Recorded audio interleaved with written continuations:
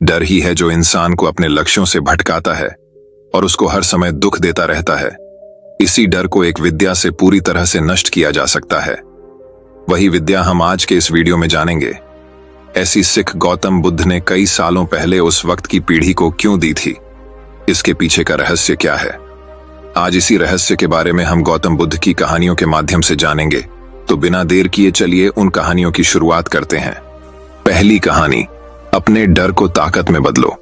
भीड़ भाड़ से अलग होकर जब भी कोई इंसान अपने साथ अकेले में समय बिताता है, तभी उसके दिमाग में नाना प्रकार की चिंताएं जन्म लेने लगती हैं।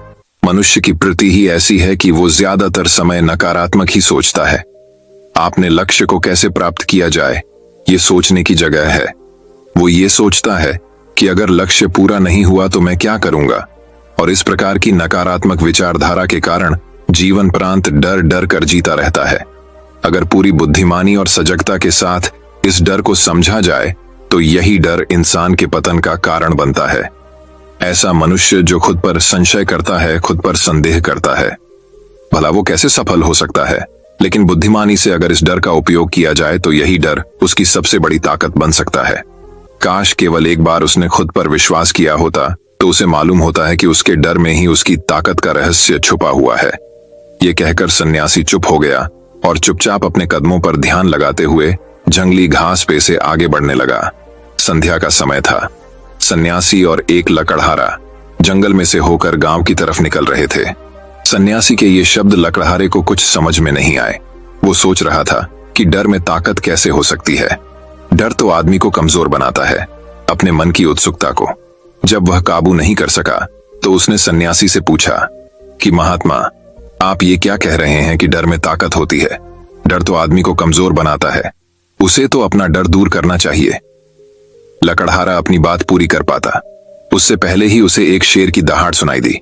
शेर की गर्जन सुनकर लकड़हारे का रोम रोम कौंप गया। उसके कान खड़े हो गए। जंगल से आती एक एक आहट उसे साफ सुनाई दे रही थी। उसके कदम वहीं पर जम गए थे। वो भी नहीं पा रहा था। उसे पता था कि थोड़ी सी हरकत उसकी जान जोखिम में डाल सकती है। उसका दिल तो तेजी के साथ धड़क रहा था, लेकिन फिर भी वो अपनी सांसों पर काबू पाने का प्रयास कर रहा था। कुछ देर बाद जब खतरा टल गया तब सन्यासी ने कहना शुरू किया। सन्यासी ने कहा कि अभी जब तुम डरे हुए थे तो तुम्हारे शरीर का रोम रोम जाग गया था। जंगल से आ रही छोटी से छोटी आहट पर भी तुम्हारा ध्यान लगा हुआ था। तो इस प्रकार अपने मन के डर के कारण तुम होश में आ पाए, तुम पूरा ध्यान लगा पाए। इससे पहले जब तक तुम्हें शेर की दहाड़ सुनाई नहीं दी थी तब तक तुम अपने विचारों में खोए हुए थे। लेकिन जैसे ही तुम्हें शेर की दहाड़ सुनाई दी, वैसे ही तुम्हारे सारे विचार गायब होकर हम वर्तमान में उपस्थित हो गए थे। यदि तुम्हें अभी शेर से बचकर भागना होता या फिर उससे लड़ना होता तो तुम्हें अपने शरीर की वो क्षमता देखने को मिलती जो आज तक जीवन में तुमने खुद भी महसूस नहीं की होगी। जब कोई कुत्ता तुम्हारे पीछे दौड़ता है, उस समय तुम्हारी जो रफ्तार होती है वो तुम्हारी आम जिंदगी से कहीं ज्यादा होती है। साधारण जीवन में तुम इतने तेज नहीं दौड़ पाओगे जितना कि एक कुत्ते के सामने दौड़ पाओगे। ये ताकत या कहें कि हमारे शरीर की क्षमता अभी देखने को मिलती है। जब हमारा मन डर में होता है, किसी डरावनी परिस्थिति में, हमारा मस्तिष्क और हमारा शरीर अपने उच्चतम श्रेणी में काम करता है। जो काम तुम आम जिंदगी में नहीं कर पाते वो तुम्हें डरा कर कराया जा सकता है।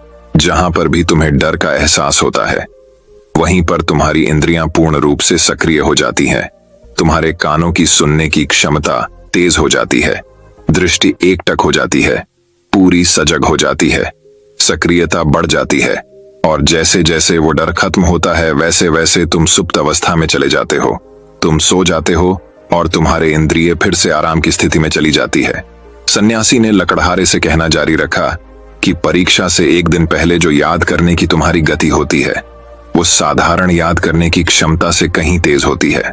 सिर्फ एक बार याद किया हुआ तुम्हें परीक्षा के समय याद रह जाता है और तुम जानते हो कि ये सब परीक्षा के डर से ही होता है। इसीलिए डर को दूर करने की जगह इंसान को ये सोचना चाहिए कि वो अपने डर को ताकत कैसे बना सकता है। जिस प्रकार सुख और दुख, प्रकाश और अंधेरा एक ही सिक्के के दो पहलू होते हैं, उसी प्रकार डर और ताकत भी एक ही सिक्के के दो पहलू होते हैं। जिस प्रकार रोशनी के बिना अंधेरा पूर्ण नहीं होता, सुख के बिना दुख पूर्ण नहीं होता, उसी प्रकार डर के बिना ताकत का भी कोई महत्व नहीं है। लगड़हारा सन्यासी के ज्ञान से बहुत प्रभावित हुआ। उनके चरणों में नतमस्तक हो गया और उनसे पूछा कि महात्मा, अंधेरे को तो दिया जलाकर रोशनी से भरा जा सकता है, लेकिन अपने डर को ताकत में कैसे बदले? इसके लिए कोई उपाय बताएं। इस पर सन्यासी ने कहा कि डर दो प्रकार के होते हैं, सबसे पहला मानसिक डर और दूसरा शारीरिक डर। सन्यासी ने लकड़हारे को समझाते हुए कहना शुरू किया कि मान लो तुम्हें जंगल से होकर गुजरना है और अचानक तुम पाते हो कि तुम्हारे मन में शेर का ख्याल आ गया। अभी तक प्रत्यक्ष रूप में शेर तुम्हारे सामने नहीं आया है ना? उसकी दाढ़ सुनाई दी है, मतलब दूर दूर तक कोई संदेशा नहीं है कि जंगल में शेर मौजूद है, लेकिन शेर का ख्याल आने से तुम्हारे मन में एक डर पनप गया। अब तुम्हारा उठने वाला एक एक कदम उसी डर से अभिभूत होगा।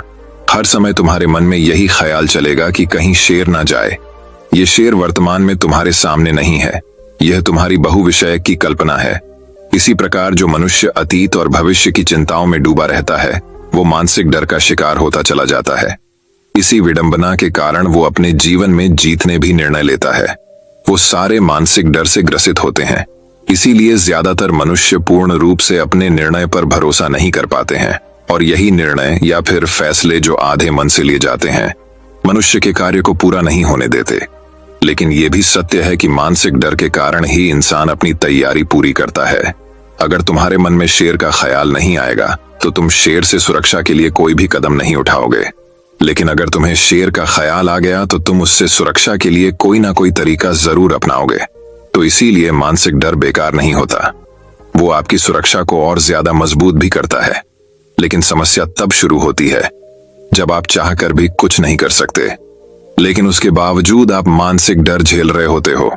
उदाहरण के लिए, कुछ मनुष्य हमेशा ये सोचते रहते हैं कि उन्हें कोई बीमारी ना हो जाए, कहीं उनके साथ कोई दुर्घटना घट जाए, कहीं उनके साथ कोई धोखा ना कर दे। लेकिन इन सब घटनाओं पर उनका कोई जोर नहीं होता है, ये उनके हाथ में नहीं होता है। अगर दुर्घटना होनी होगी तो होगी ही, अगर बीमारी होनी होगी तो होगी ही। अच्छा खान पान और अच्छी दिनचर्या का पालन करने के बाद भी अगर कोई मनुष्य बीमार हो जाता है तो ये उसके नियंत्रण के परे की बात है। अपनी तरफ से उसने पूरी कोशिश की और यही उसका कर्तव्य था। उसमें कोई कुछ क्या कर सकता है? जो घटनाएं इंसान की पहुंच के परे होती है, वो उनसे भी परेशान होता रहता है, उनसे भी उसका मन घबराता रहता है, और यही मानसिक डर उसके पतन का कारण बनता है। और यही मानसिक डर अगर सही तरीके से इस्तेमाल किया जाए तो मनुष्य समझदार और अनुभवी कहलाएगा। जो इंसान ये सोचता है कि कांटे सिर्फ दर्द देने के लिए ही बने हैं, वो ये भूल जाता है कि कांटे ही फूलों की रक्षा करते हैं। इसी प्रकार एक ज्ञानी मनुष्य किसी भी चीज का उपयोग अपने सकारात्मक तरीके से कर सकता है, लेकिन एक अज्ञानी मनुष्य है अपनी अज्ञानतावश उन चीजों को भी छोड़ देता है जो उसके लिए उपयोगी होती है। विवेकशील मनुष्य फंक गए पत्थरों का भी महल खड़ा कर लेता है, लेकिन एक वैज्ञानिक मनुष्य उन पत्थरों को दूसरों पर फेंकता रहता है। अगर किसी मनुष्य को अपने मानसिक डर को ताकत में बदलना है तो उसके कुछ नियम हैं, कुछ उपाय है। सबसे पहला उपाय, अपने विचारों का निरीक्षण। अगर हम अपने जीवन में अपने विचारों का निरीक्षण करेंगे तो हम पाएंगे कि ज्यादातर विचार हमारे काल्पनिक होते हैं, और इसीलिए जो डर उन विचारों के कारण पनपता है वो भी काल्पनिक होता है। ज्यादा सोचने वाले लोगों को जब सोचने के लिए कुछ नहीं मिलता तो वो निरर्थक बातों के बारे में सोचने लगते हैं, और वो बेकार के विचार उसे तो परेशान करते ही हैं, साथ ही साथ उसके परिजनों को, उसके सगे संबंधियों को भी परेशान करते हैं। इसीलिए ज्यादा सोचने वाले लोगों को यह समझना चाहिए कि मन में उठ रहे तमाम विचारों में से काम के विचार कौन से हैं और बेकार के विचार कौन से हैं। जो निरर्थक विचार हो उन्हें दूर करते जाओ, और जो सार्थक विचार हो उनको गहराई से सोचना शुरू करो। तभी तुम्हारी समस्याओं के, तुम्हारी उलझनों के उपाय निकलेंगे। मानसिक डर को दूर करने का दूसरा उपाय है उसका सामना करना। इसका मतलब यह नहीं है कि तुम शेर के सामने जाकर खड़े हो जाओ, बल्कि इसका मतलब यह है कि पूर्ण सुरक्षा के साथ तुम जंगल में जा रहे हो। यदि जंगल में जाना बहुत आवश्यक है तो तुम शेर के डर से अपने घर पर नहीं बैठ सकते हो। इसी प्रकार मनुष्य के जीवन में बहुत सारे डर होते हैं, जैसे कि परीक्षा का डर, लक्ष्य ना पाने का डर, झूठ बोलने का डर, सच के पता लग जाने का डर, अपनों को खो देने का डर, दुर्घटना हो जाने का डर। लेकिन जैसे जैसे समय के साथ इन डरों का सामना किया जाता है, वैसे वैसे ये डर जीवन से दूर होते चले जाते हैं। अगर तुम इनसे बचने का प्रयास करते हो तो ये जीवन भर तुम्हें सताते रहेंगे। ये तभी दूर हो सकते हैं जब तुम इनका सामना करो। कुछ लोगों को तो दूसरों के सामने खुलकर बात करने में भी डर लगता है। ऐसे लोगों को अनजान लोगों से बात करनी चाहिए। जितना ही वो लोगों से बात करेंगे उतना ही उनके मन का डर दूर होता जाएगा। मानसिक डर को ताकत में बदलने का तीसरा उपाय है अपने डर को स्वीकार करना। बहुत से लोग अपने जीवन में अपने डर को स्वीकार ही नहीं कर पाते। अगर आप उनसे पूछेंगे कि उन्हें किस चीज से डर लगता है तो वह साफ इनकार कर देंगे कि उन्हें किसी चीज से कोई डर नहीं लगता। लेकिन दूसरों की नजरों में ऊंचा उठने के लिए ये झूठ उन्हें बहुत महंगा पड़ता है। अगर वो अपने डर को स्वीकार करना नहीं सीखेंगे तो वो जीवन भर उस डर से मुक्त नहीं हो पाएंगे। इसीलिए समझदारी इसी में है कि अपने डर को स्वीकार कर लिया जाए। अगर आपको किसी चीज से डर लगता है तो किसी से शर्माने की या झिझकने की जरूरत नहीं है। हर मनुष्य को, हर इंसान को किसी ना किसी चीज से डर लगता ही है। और आप पाएंगे कि जैसे ही आप अपने डर को स्वीकार करते हैं वैसे ही आपका डर खत्म होना शुरू हो जाता है। और जितना ही आप अपने डर को छिपाने की कोशिश करेंगे आपका डर उतना ही मजबूत होता चला जाता है। ये सारे तरीके तुम्हारे मानसिक डर को दूर कर सकते हैं, लेकिन शारीरिक डर को दूर करने के लिए तुम्हें दूसरे तरीके अपनाने होंगे। सबसे पहले ये समझो कि शारीरिक डर कौन सा होता है। मान लो तुम किसी जंगल से गुजर रहे हो और अचानक तुम्हारे सामने शेर आ जाता है। तुमने पहले नहीं सोचा था कि शेर तुम्हारे सामने आ सकता है, लेकिन जब वो तुम्हारे सामने आता है तो तुम्हारी सारी शारीरिक गतिविधियां शिथिल हो जाती है। तुम्हारी सांसें अटक जाती हैं, मस्तिष्क काम करना बंद कर देता है और तुम्हारा दिल तेजी के साथ धड़कने लगता है। तो इसीलिए जब बिन सोची बात हमारे साथ घटित होती है तो हमारा शरीर उस डर को महसूस कर पाता है और वही सारा डर कहलाता है। ऐसे समय में शारीरिक डर को दूर करने के कुछ उपाय है, कुछ तरीके हैं।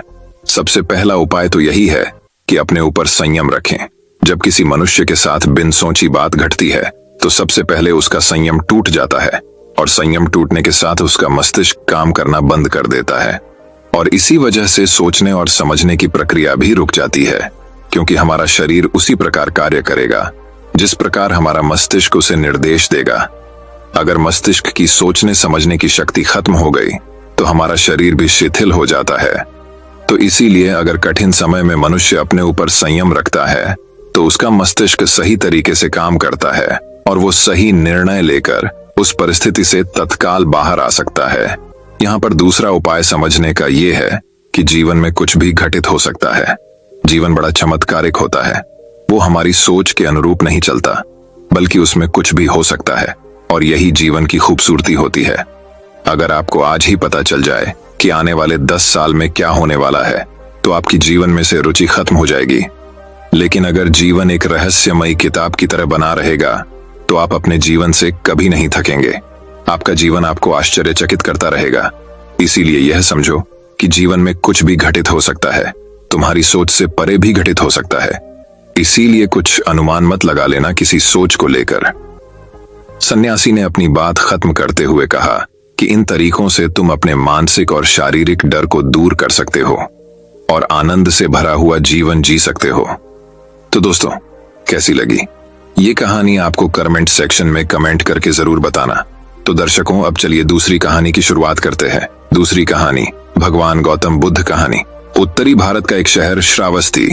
वह शहर भगवान बुद्ध के लिए एक महान संसाधन केंद्र था। बहुत से लोग वहां ध्यान के लिए रुकते थे और धर्म पर व्याख्यान सुनते थे। इन व्याख्यानों को सुनने के बाद एक युवक रोज शाम को धार्मिक चर्चा के लिए आता था। यह क्रम वर्षों से चल रहा था। वे नियमित रूप से बुद्ध के प्रवचन सुनते थे, लेकिन उन्होंने इसे कभी अपने जीवन में नहीं उतारा। कुछ वर्षों के बाद एक बार यह युवक व्याख्यान के लिए सब लोगों से पहले आया। तब बुद्ध अकेले बैठे थे। फिर वह बुद्ध से मिला और बोला, गुरुवर्य, एक सवाल मुझे लगातार परेशान कर रहा है और मेरे मन में संदेह पैदा कर रहा है। तब भगवान बुद्ध बोले कि धर्म के मार्ग पर चलते हुए किसी भी प्रकार का संशय व्यर्थ है, उसे दूर करें। आपके पास क्या सवाल है? गुरुवर्य, मैं आपके व्याख्यान में कई वर्षों से आ रहा हूं। मैं देखता हूं कि हमारे आसपास अनेक साधु, भिक्षुणियां और बड़ी संख्या में सामान्य सांसारिक स्त्री पुरुष आते हैं। मैं उन्हें सालों से देख रहा हूं। कुछ साधक ने इस रास्ते पर बहुत प्रगति की है।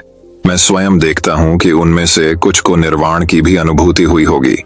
हालांकि कुछ लोगों को निर्वाण का एहसास नहीं हुआ है, लेकिन उनके जीवन में काफी बदलाव आया है। और गुरुवर्य, साथ ही मैं ऐसे बहुत से लोगों को देखता हूं जो बिल्कुल भी नहीं बदले हैं। मैं उनमें शामिल हूं। इनमें से कुछ तो काफी जर्जर नजर आ रहे हैं। उनमें कुछ भी नहीं बदला है या बदलाव के कोई संकेत नहीं है। गुरुवर्य, ऐसा क्यों हो रहा है? आप जैसे शक्तिशाली, निर्वाण, साक्षात्कारी, दयालु संत को उन्हें मुक्त करने के लिए अपनी शक्ति और करुणा का उपयोग क्यों नहीं करते? महापुरुष भगवान बुद्ध मुस्कुराए और युवक से पूछा, तुम कहां रहते हो? आपका मूल गांव कौन सा है? गुरुवर्य, मैं इस कौशल साम्राज्य की राजधानी श्रावस्ती में रहता हूं। युवक बोला, परंतु देखने से हमें यह नहीं लगता कि तुम इस क्षेत्र के निवासी हो, तो तुम मूल रूप से कहां के हो? भगवान बुद्ध ने युवक को पूछा। गुरुवर्य, मैं मूल रूप से मगध देश की राजधानी राजगिरी का रहने वाला हूं।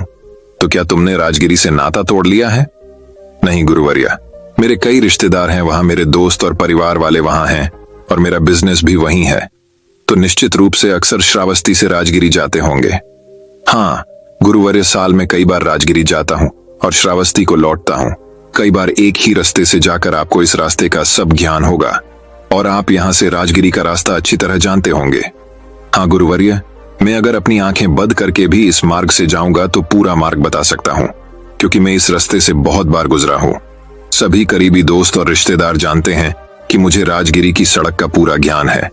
तब भगवान बुद्ध बोले कि जब ये लोग राजगिरी जाना चाहते हैं तो वे आपसे इस मार्ग के बारे में पूछते हैं। क्या तुम उनसे उस मार्ग के बारे में बातें छिपाते हो? क्यों साफ साफ रास्ता बताते हैं ताकि वे समझ सकें? क्या यह संभव है? गुरुवर्या, मैं उसे स्पष्ट रूप से समझाता हूं कि पूर्व की ओर चलना शुरू किया और गया पहुंचने के लिए आगे बढ़े, और यह भी कि आप बहुत ही सरल और समझने योग्य शब्दों में राजगिरी जाएंगे। मैं उन्हें स्पष्ट और सरल तरीके से मुझे जो कुछ पता है वो सब सच बताता हूँ। तो बताने के बाद सब लोग राजगिरी बहुत आसानी से पहुंचते होंगे। भगवान बुद्ध बोले, गुरुवर्य, कहना थोड़ा कठिन है। जो लोग आदि से अंत तक इस मार्ग का अनुसरण करते हैं, जैसा कि मैंने उन्हें बताया है, वे राजगिरी तक पहुंच सकते हैं। यही मैं आपको बताना चाहता हूं युवा सज्जन। मेरे पास बहुत से लोग आते हैं क्योंकि मैं यहां से निर्वाण को गया हूं। मैं मार्ग को भली भांति जानता हूं। मुझसे पूछा जाता है कि निर्वाण और मुक्ति तक पहुंचने का मार्ग क्या है, तो उनसे क्या छुपाना है। मैं उन्हें स्पष्ट रूप से कहता हूं, यही तरीका है। अगर कोई सिर्फ अपना सिर हिलाता है और कहता है बढ़िया, बहुत अच्छा, बहुत ही फायदेमंद तरीका, बहुत बढ़िया तरीका, लेकिन मैं उस पर एक कदम भी नहीं चलूंगा, इस पर चलने में परेशानी नहीं होगी, तो ऐसे लोग इस लक्ष्य को कैसे प्राप्त कर सकते हैं? मैं इस अंतिम लक्ष्य तक किसी को अपने कंधों पर नहीं ले जा सकता। कोई किसी को अपने कंधों पर उठाकर अंतिम लक्ष्य तक नहीं ले जा सकता। बड़े प्रेम और करुणा से कोई कह सकता है, हाँ यही मार्ग है, और इस प्रकार मैं इस पथ पर चला, आप भी इस पथ पर चलिए, इसका पालन करें और आप निश्चित रूप से अंतिम लक्ष्य तक पहुंच जाएंगे। प्रत्येक मनुष्य को इस मार्ग पर स्वयं चलना चाहिए, एक कदम उठाना चाहिए। जो लोग इस रास्ते पर एक कदम बढ़ाते हैं वे अपने लक्ष्य के एक कदम और करीब होते हैं। जो लोग इस रास्ते पर 100 कदम आगे बढ़ते हैं वे लक्ष्य के 100 कदम करीब होते हैं। जो इस पूरे रास्ते पर चलते हैं वे अंतिम लक्ष्य तक पहुंच जाते हैं। सबसे अहम बात यह है कि इस रास्ते पर आपको खुद चलना होगा, आपको किसी की कृपा नहीं मिल सकती। भगवान बुद्ध बोले, पीड़ा का स्रोत हमारे भीतर है, सबके भीतर है। जब हमें अपने बारे में सच्चा ज्ञान हो जाता है तो दुखों की समस्या का समाधान भी हमारी दृष्टि में आ जाता है। इसलिए सभी ऋषि मुनि हमें स्वयं को समझने की सलाह देते हैं। वास्तविकता यह है कि हमें अपने वास्तविक स्वरूप को समझने से शुरुआत करनी चाहिए, जिसके बिना हम कभी भी अपनी या दूसरों की समस्याओं का समाधान नहीं कर पाएंगे। लेकिन वास्तव में हम अपने बारे में कितना जानते हैं?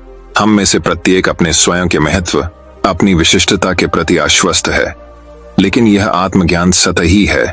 आप वास्तव में अपने आप को बिल्कुल नहीं जानते हैं। भगवान बुद्ध ने अपनी प्रकृति का अध्ययन करके मानव अस्तित्व की खोज की। सभी पूर्वाभ्यासों को छोड़कर उन्होंने आत्म अनुसंधान किया। अपने भीतर के सत्य को खोजो, तब उन्होंने महसूस किया कि हर कोई भौतिक है। जीव 5 भागों से बना है, उनमें से 4 मानसिक और 1 भौतिक पदार्थ रूह है। पहले हम भौतिक पक्ष से शुरू करते हैं। यह हमारा एक बहुत ही स्वाभाविक और मूर्त हिस्सा है।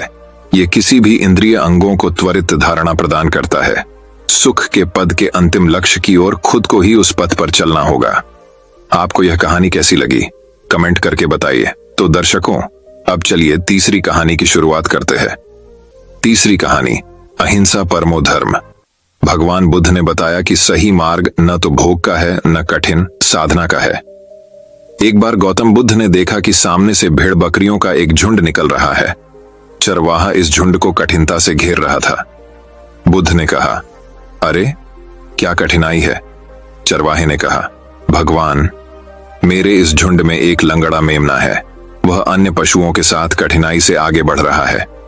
बुद्ध ने प्रेम पूर्वक पूछा, इस भरी दोपहरी में इन भेड़ बकरियों को घेरकर तुम कहां ले जा रहे हो? चरवाहे ने उत्तर दिया, मुझे राजा की आज्ञा मिली है कि आज सायंकाल राजा यज्ञ करा रहे हैं। उसमें बलि के लिए 100 भेड़ बकरियों की आवश्यकता है। अतः इनको वहां पहुंचाने जा रहा हूं।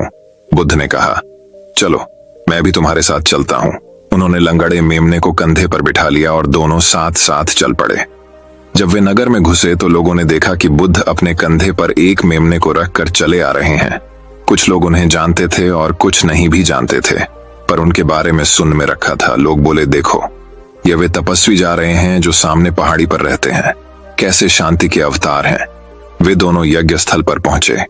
राजसेवकों ने भेड़ बकरियों को गिना, पर जैसे ही वधस्थल पर नियुक्त व्यक्ति पशु की गर्दन काटने को उद्यत हुआ, बुद्ध ने कहा, राजन, वधकर्ता को खड्ग मत चलाने दो। पहले वह मेरी गर्दन पर खड्ग चलाए। हे राजन, पशुओं को छोड़ दो। वह राजा भगवान बुद्ध के आगे नतमस्तक हो गया। उसने बलि के लिए मंगवाए सभी पशुओं को छोड़ दिया और इस प्रकार उस राज्य से हिंसा का हमेशा हमेशा के लिए नामो निशान मिट गया। तो दर्शकों, अब चलिए चौथी कहानी की शुरुआत करते हैं। चौथी कहानी, बुद्ध और राजकुमार। मागध राज्य का राजकुमार श्रोण बेहद उदंड था। उसको दूसरों के अपमान में आनंद की अनुभूति होती थी। दूसरों को अपमानित करने में वह उम्र का ख्याल भी नहीं करता था। जब माता पिता उसकी हरकतों से बहुत परेशान हो गए तो उन्होंने अपने महल में भगवान बुद्ध को आमंत्रित किया। बुद्ध जब महल में आए तो उन्होंने राजकुमार के विषय में सभी बातें सुनी। उन्होंने राजा से राजकुमार को प्रवचन में लाने के लिए कहा। श्रोण अपने पिता के साथ आया और प्रवचन की समाप्ति पर वह बुद्ध के चरणों में लौट गया। बुद्ध के वचनों से प्रभावित होकर वह बौद्ध धर्म में दीक्षित हो गया। उसका जीवन पूर्णतः बदल गया। कुछ समय बाद उसने प्रायश्चित्त करने के लिए अन्न जल का त्याग कर दिया।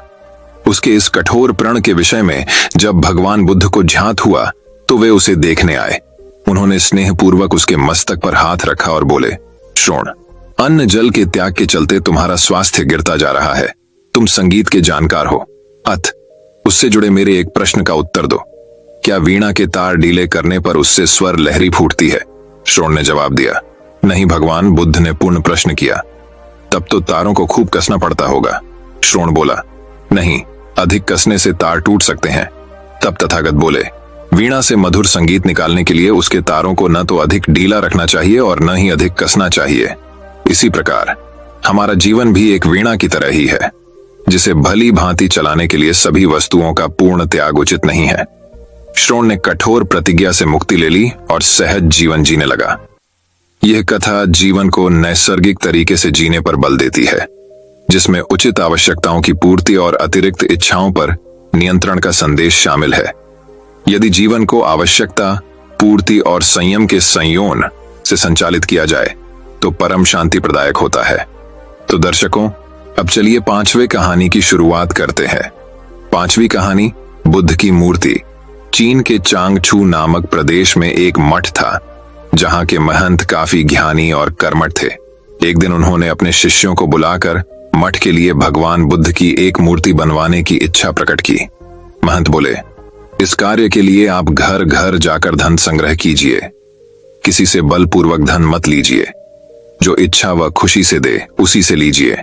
शुभ कार्य हेतु धन संग्रह भी शुद्ध तरीके से होना चाहिए। सभी शिष्य अलग अलग दिशाओं में धन संग्रह हेतु रवाना हो गए। इसी प्रक्रिया में एक शिष्य को तिन्नू नाम की एक बालिका मिली। उसके पास एक सिक्का था। जब उसे भगवान बुद्ध की प्रतिमा निर्माण के विषय में चल रहे धन संग्रह के बारे में पता चला तो उसने श्रद्धावश वह एकमात्र सिक्का दान करना चाहा, किंतु शिष्य ने सिक्के को अति तुच्छ समझकर लेने से इनकार कर दिया। कुछ दिन बाद सभी शिष्य धनराशि लेकर मठ में एकत्रित हुए। महंत ने मूर्ति का निर्माण आरंभ करवाया, किंतु अथक प्रयास के बाद भी मूर्ति संपूर्ण नहीं हो पा रही थी। कोई न कोई कमी रह जाती, इस पर महंत को संदेह हुआ। उन्होंने शिष्यों से धन संग्रह के बारे में पूछा। सभी ने बारी बारी से अपने अनुभव सुनाए। इसी क्रम में जब तिन्नू का प्रसंग आया तो महंत पूरी बात समझ गए। उनके आदेश से वह शिष्य उस बालिका के पास गया और क्षमा मांगते हुए उसके एकमात्र सिक्के को आदरपूर्वक ले लिया। धातुओं के घोल में उस सिक्के को आदरपूर्वक ले लिया। धातुओं के घोल में उस सिक्के को मिला देने पर सहज ही एक सुंदरतम मूर्ति का निर्माण हो गया। यह कथा श्रद्धापूर्ण दान की महत्ता को प्रस्थापित करती है। दान भले ही अल्प मात्रा में किया जाए, किंतु यदि वह संपूर्ण श्रद्धा भाव से किया गया तो जरूर सार्थक रूप में प्रतिफलित होता है और असीम पुण्यों का सृजन भी करता है। तो दर्शकों, अब चलिए छठी कहानी की शुरुआत करते हैं। छठी कहानी दोस्तों बहुत समय पहले की बात है। रामनगर के राजा चंद्रसेन जहां कहीं भी जाते, जब भी जाते, अपने साथ हमेशा अपने मंत्री माधव को जरूर ले जाते थे। इस बात से अन्य दरबारियों को बड़ी चिढ़ होती थी। एक दिन 3-4 दरबारियों ने मिलकर एकांत में महाराज से प्रार्थना की, महाराज, कभी अपने साथ किसी अन्य व्यक्ति को भी बाहर चलने का अवसर दें। राजा को यह बात उचित लगी। उन्होंने उन दरबारियों को विश्वास दिलाया कि वे भविष्य में अन्य दरबारियों को भी अपने साथ घूमने फिरने का अवसर अवश्य देंगे। एक बार जब राजा चंद्रसेन वेश बदलकर कुछ गांवों के भ्रमण को जाने लगे तो अपने साथ उन्होंने इस बार माधव को नहीं लिया, बल्कि उसकी जगह 2 अन्य दरबारियों को साथ ले लिया। घूमते घूमते वे एक गांव के खेतों में पहुंच गए। खेत से हटकर एक झोपड़ी थी जहां कुछ किसान बैठे गपशप कर रहे थे। राजा और अन्य लोग उन किसानों के पास पहुंचे और उनसे पानी मांगकर पिया। फिर राजा ने किसानों से पूछा, कहो भाई लोगों, तुम्हारे गांव में कोई व्यक्ति कष्ट में तो नहीं है?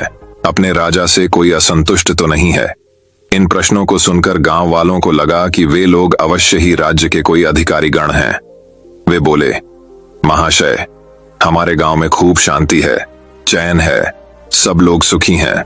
दिन भर कड़ी मेहनत करके अपना कामकाज करते हैं और रात को सुख की नींद सोते हैं। किसी को कोई दुख नहीं है। राजा चंद्रसेन अपनी प्रजा को अपनी संतान की तरह प्यार करते हैं, इसलिए राजा से असंतुष्ट होने का सवाल ही नहीं पैदा होता। इस गांव के लोग राजा को कैसा समझते हैं? राजा ने एक और प्रश्न किया। राजा के इस सवाल पर एक बूढ़ा किसान उठा और ईख के खेत में से एक मोटा सा गन्ना तोड़ लाया। उस गन्ने को राजा को दिखाता हुआ वह बूढ़ा किसान बोला, श्रीमान जी, हमारे राजा चंद्रसेन बिल्कुल इस गन्ने जैसे हैं। अपनी तुलना एक गन्ने से होती देख राजा चंद्रसेन सकपका गए। उनकी समझ में यह बात बिल्कुल भी न आई कि इस बूढ़े किसान की बात का अर्थ क्या है। उनको यह भी समझ में न आया कि इस गांव के रहने वाले अपने राजा के प्रति क्या विचार रखते हैं। राजा चंद्रसेन के साथ जो अन्य साथी थे, राजा ने उन साथियों से पूछा, इस बूढ़े किसान के कहने का क्या अर्थ है?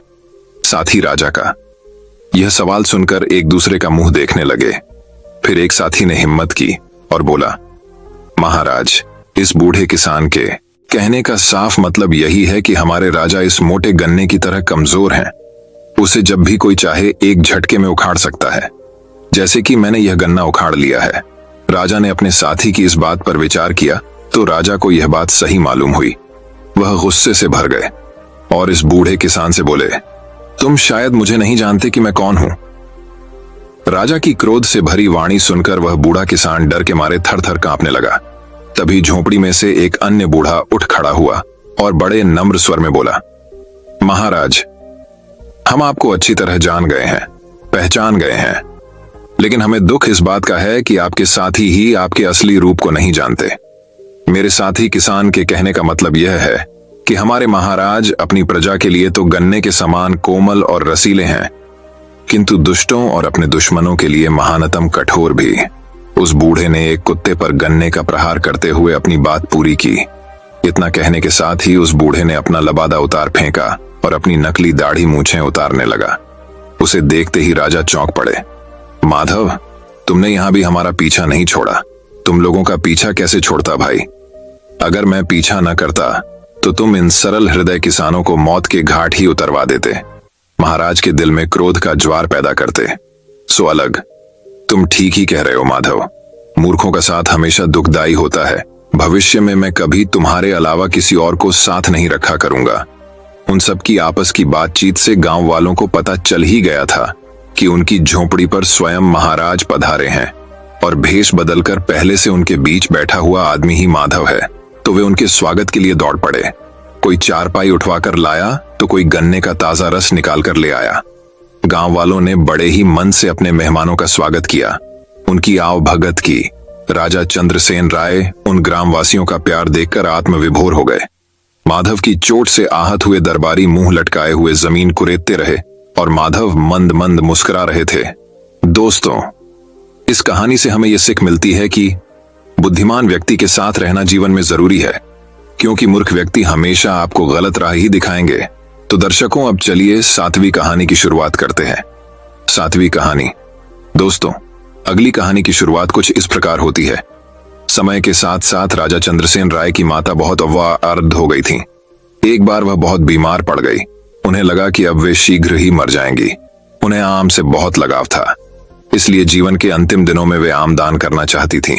सो उन्होंने राजा से ब्राह्मणों को आमों को दान करने की इच्छा प्रकट की। वह समझती थी कि इस प्रकार दान करने से उन्हें स्वर्ग की प्राप्ति होगी। सो कुछ दिनों बाद राजा की माता अपनी अंतिम इच्छा की पूर्ति किए बिना ही अमरार्थियों को प्राप्त हो गईं। उनकी अमरार्थियों के बाद राजा ने सभी फिवदान ब्राह्मणों को बुलाया और अपनी मां की अंतिम अपूर्ण इच्छा के बारे में बताया। कुछ देर तक चुप रहने के पश्चात ब्राह्मण बोले, यह तो बहुत ही बुरा हुआ महाराज। अंतिम इच्छा के पूरा न होने की दशा में तो उन्हें मुक्ति ही नहीं मिल सकती। वे प्रेत योनि में भटकती रहेंगी। महाराज, आपको उनकी आत्मा की शांति का उपाय करना चाहिए।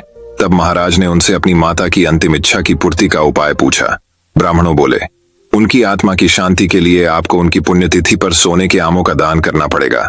अतः राजा ने मां की पुण्यतिथि पर कुछ ब्राह्मणों को भोजन के लिए बुलाया और प्रत्येक ब्राह्मण को सोने से बने आम दान में दिए। जब माधव को यह पता चला तो वह तुरंत समझ गया कि ब्राह्मणों लोग राजा की सरलता तथा भोलेपन का उठा रहे हैं। सो उसने उन ब्राह्मणों को पाठ पढ़ाने की एक योजना बनाई। अगले दिन माधव ने ब्राह्मणों को निमंत्रण पत्र भेजा। उसमें लिखा था कि माधव भी अपनी माता की पुण्यतिथि पर दान करना चाहता है, क्योंकि वह भी अपनी एक अधूरी इच्छा लेकर मरी थी। जब से उसे पता चला है कि उसकी मां की अंतिम इच्छा पूरी न होने के कारण प्रेत योनि में भटक रही होंगी, वह बहुत ही दुखी है और चाहता है कि जल्दी उसकी मां की आत्मा को शांति मिले। ब्राह्मणों ने सोचा कि माधव के घर से भी बहुत अधिक दान मिलेगा, क्योंकि वह शाही विदूषक है। सभी ब्राह्मण निश्चित दिन तेनालीराम के घर पहुंच गए। ब्राह्मणों को स्वादिष्ट भोजन परोसा गया। भोजन करने के पश्चात सभी दान मिलने की प्रतीक्षा करने लगे। तभी उन्होंने देखा कि माधव लोहे के सलाखों को आग में गर्म कर रहा है। पूछने पर माधव बोला, मेरी मां फोड़ों के दर्द से परेशान थी। अमरार्थियों के समय उन्हें बहुत तेज दर्द हो रहा था। इससे पहले कि मैं गर्म सलाखों से उनकी सिकाई करता, वह मर चुकी थी। अब उनकी आत्मा की शांति के लिए मुझे आपके साथ वैसा ही करना पड़ेगा जैसी कि उनकी अंतिम इच्छा थी। यह सुनकर ब्राह्मण बौखला गए। वे वहां से तुरंत चले जाना चाहते थे। वे गुस्से में तेनालीराम से बोले कि हमें गर्म सलाखों से दागने पर तुम्हारी मां की आत्मा को शांति मिलेगी? नहीं महाशय, मैं झूठ नहीं बोल रहा। यदि सोने के आम दान में देने से महाराज की मां की आत्मा को स्वर्ग में शांति मिल सकती है, तो मैं अपनी मां की अंतिम इच्छा क्यों नहीं पूरी कर सकता? ये सुनते ही सभी ब्राह्मण समझ गए कि माधव क्या कहना चाहता है। वह बोले, माधव, हमें क्षमा करो, हम वे सोने के आम तुम्हें दे देते हैं, बस तुम हमें जाने दो। माधव ने सोने के आम लेकर ब्राह्मणों को जाने दिया, परंतु एक लालची ब्राह्मण ने सारी बात राजा को जाकर बता दी। यह सुनकर राजा क्रोधित हो गए और उन्होंने तुरंत माधव को बुलाया। वे बोले, माधव, यदि तुम्हें सोने के आम चाहिए थे तो मुझसे मांग लेते। तुम इतने लालची कैसे हो गए कि तुमने ब्राह्मणों से सोने के आम ले लिए? महाराज, मैं लालची नहीं, अपितु मैं तो उनकी लालच की प्रवय आरती को रोक रहा था। यदि वे आपकी मां की पुण्यतिथि पर सोने के आम ग्रहण कर सकते हैं, तो मेरी मां की पुण्यतिथि पर लोहे की गर्म सलाखें क्यों नहीं झेल सकते? राजा माधव की बातों का अर्थ समझ गए। उन्होंने ब्राह्मणों को बुलाया और उन्हें भविष्य में लालच त्यागने को कहा। दोस्तों, मैं उम्मीद करता हूं कि यह कहानी सुनने से आपके जीवन में अच्छे बदलाव आए होंगे। आपको इस वीडियो से क्या सीखने मिला, ये कमेंट करके जरूर बताएं और अपने परिवार, दोस्तों या आपके करीबी इंसान के साथ ये कहानी शेयर करके उन्हें भी इस ज्ञान से परिचित करवाएं। बाकी अगर आपको ये वीडियो दिल से अच्छी लगी हो तभी इस वीडियो को लाइक कर देना, और आपने अब तक इस चैनल को सब्सक्राइब न किया हो तो चैनल को सब्सक्राइब भी जरूर कर देना। आपका हर दिन शुभ हो और खुशियों से आपका जीवन भरा रहे। धन्यवाद। नमो बुद्धाय।